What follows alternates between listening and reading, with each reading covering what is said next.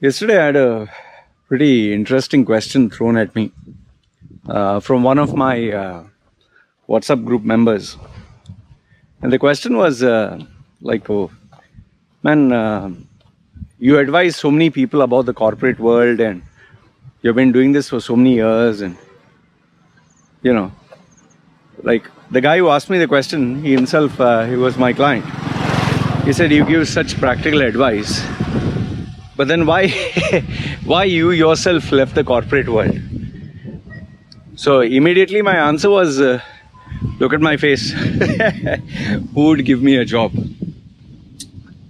But then when I reflected, I guess that question was pretty legit.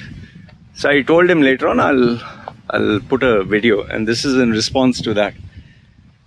Now, it's a very legit question. I advise people in the corporate world, but then why am I not in the corporate world? In fact, this question has been put to me in a rather, you would say, provocative manner. Look who's talking. What? A guy who looks like a freak is advising people on decorum or something like that. Okay. I'll give you the answer. Now, if you use the logic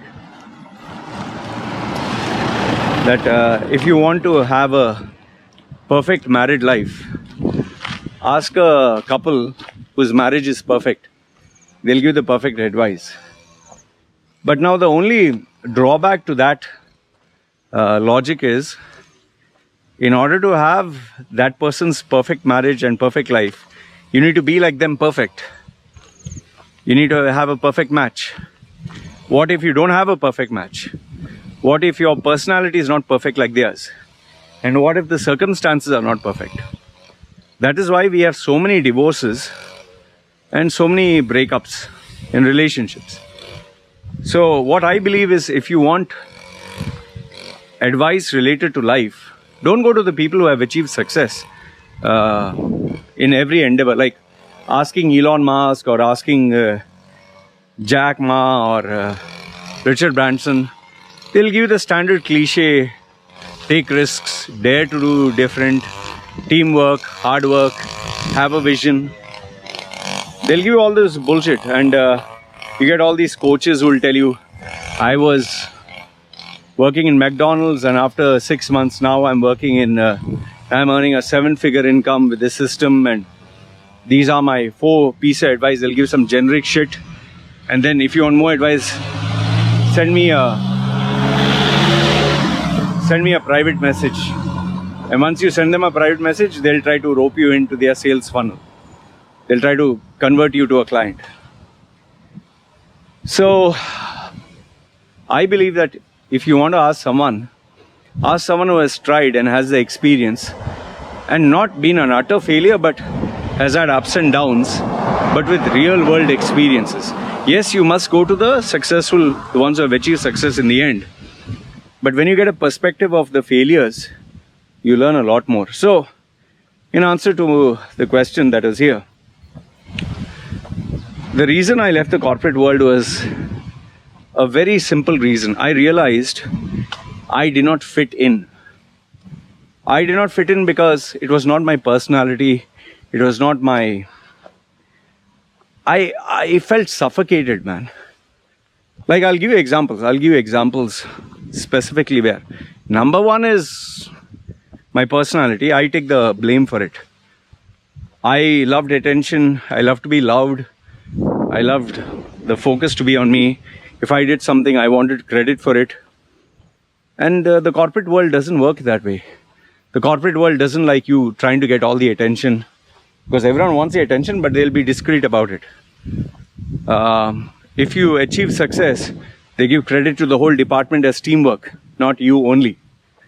And there's no guarantee that if you achieve your targets, you'll get your promotion. No. Maybe your boss will get. Maybe someone else will take the credit for it. Maybe politics will play. And for me, I think there were other factors with the way my brain used to work. Like, for example, calling a senior guy sir, and giving him respect, when deep down inside you knew that you're better than him, that you could do the same job better than him, but he's there because he's kissing the boss's ass. I couldn't fake it. And in the corporate world, you have to fake it. You have to know how to play the game of politics. And if you're not the type who gets along with people, if you're not the people's kind of person, you will suffer. And most important is you need to know the art of office politics. Now, I have studied, I've learned, I've observed, but I cannot manufacture this. It's not in my system. That is why if you actually look at it, people who are in their 40s, 50s, it's very hard for them to change. And that is why a company generally doesn't want to take someone who's in their 40s, 50s and later on, because these people are not flexible and they'll not take shit from anyone. But if you take someone who's young, you can mold them. That's why even in marriage, why do they say if you get married to someone who's young, you can mold the person? That's why guys normally like to marry a girl who's young. They can mold. But if you take someone who has seen life and is at a particular level, they'll say, I don't take shit from anyone. Now, for me in the corporate world, yes, number one was my personality. I liked attention. I was loud. I was boisterous. I was a rebel. I never liked to follow rules. I like to do things my way, And this did not sit well with a lot of people. So, like they say, the sooner you know and sooner you accept that the marriage is not working out, the better it is, rather than suffocate everyone. Very soon I realized and I accepted the fact that this is not my cup of tea, because I tried so hard. I really tried, It's not that I didn't try. I tried so hard in so many places to fit in. It never worked. Eventually, what I realized worked best for me was when I was close to the owner, the CEO of the company. And every company I joined, you remember I told you, wherever I applied, I never used a CV. I was to go word of mouth, or if I met a person, the person would immediately give me an opportunity. Every person I applied, I only went through the decision maker. And the decision maker would keep me as his right hand, So, and the reason I would do this is, when you're with someone who is better than you in terms of age, experience, and someone who's powerful, you're in safe hands, man. However, that also can go up to a certain level.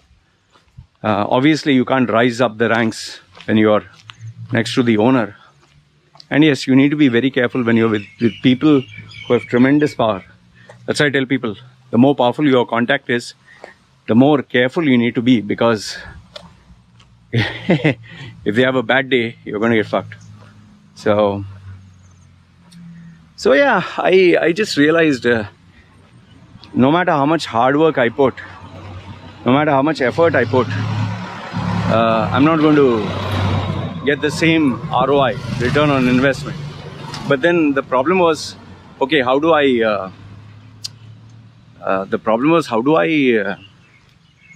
run a business or do something of my own? Because you need clients, you need customers, you need to be something, right? You need to have a way of sustaining yourself. So yeah, it was learning the ropes, making mistakes. It was a struggle. It was not easy. But eventually I realized I could survive outside the corporate world. And that was a breath of fresh air. So I got into many things, from freelancing, like DJing, anchoring shows. I went into quite a number of things, and I was pretty happy about it. So, and yeah, see, there was trial and error. I tried DJing, I tried MCing, I tried freelancing, I tried event management, I tried freelance sales. Tried so many things, man. In the end, even as a gym coach, I tried, even buying and selling stuff. That time there was no e-commerce kind of concept. So eventually, I guess when you keep trying, you land up where you are. And for me, this is where I landed up in the end. So, to answer your question in a nutshell, the reason I left the corporate world was being very realistic with myself in terms of my personality, in terms of my growth, in terms of what I wanted, and to be very realistic, the fact that I knew that you can't change the world, you can't change the system, you can't fight it, you have to change. So I was like, okay, this is suffocating for me. I might as well, accept defeat in this battle, but win the war. And that is why today I'm out of the corporate world and I'm very happy. So now, would you? I don't know if you want to leave the corporate world or you don't feel one with the corporate world, but I'll make a separate video on that. If you're interested, you can put your comments down below. What are the factors to consider before you leave the corporate world? I'll think of the important bits of my own life and I'll share that perspective. So if you want to know, put your comments down below. If I get reasonable number of people who are interested, then I'll make a video on it. So yeah, put your thoughts in the comment section below and let me know what you think. And yes, like they said, with this face, who would give me a job in the corporate world? Just imagine, you're looking like an X-Men mutant. Anyway. Alright, you guys take care. This is me signing off. Ciao.